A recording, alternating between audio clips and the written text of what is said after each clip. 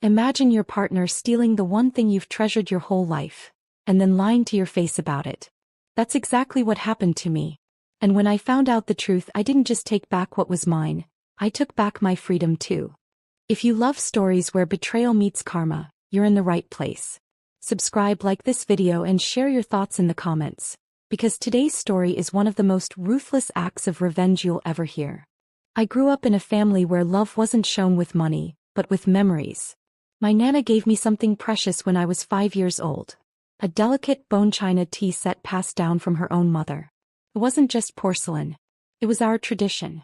She taught me to set it out carefully, to brew tea and to make scones and sandwiches just right. Every tea party with Nana was like stepping into a fairy tale. When she passed, that tea set became my way of keeping her alive.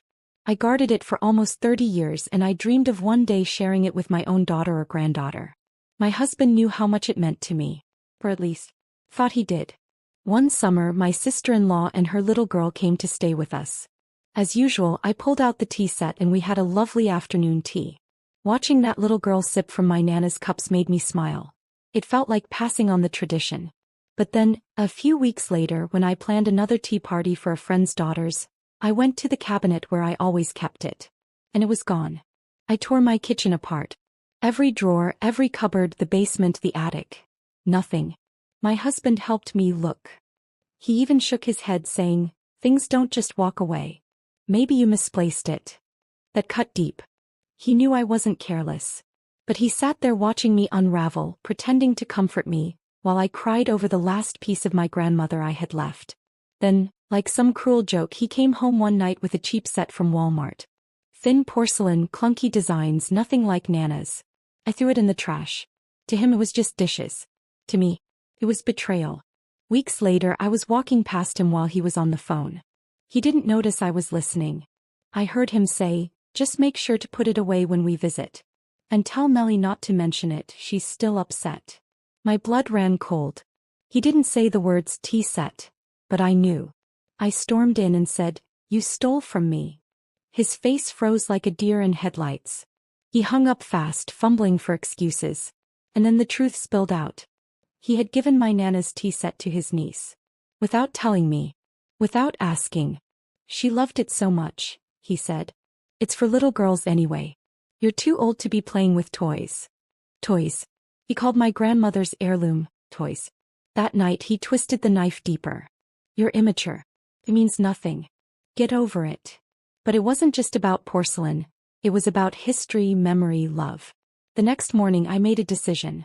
I wasn't going to sit in silence while my Nana's memory was disrespected.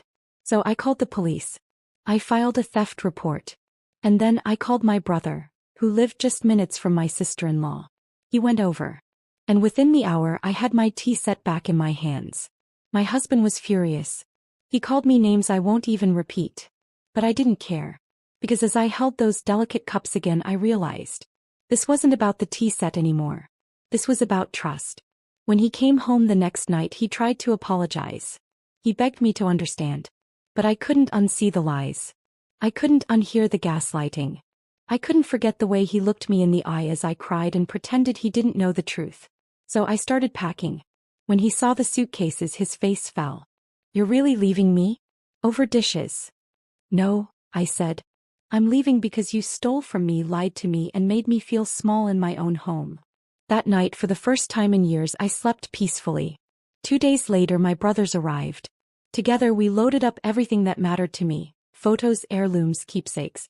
I wasn't going to let him touch any of it again. He shouted, raged, begged.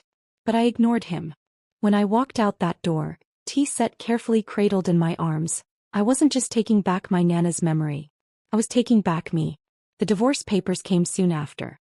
He tried to fight me in court, but all he got was silence. Me. I got peace. I got freedom.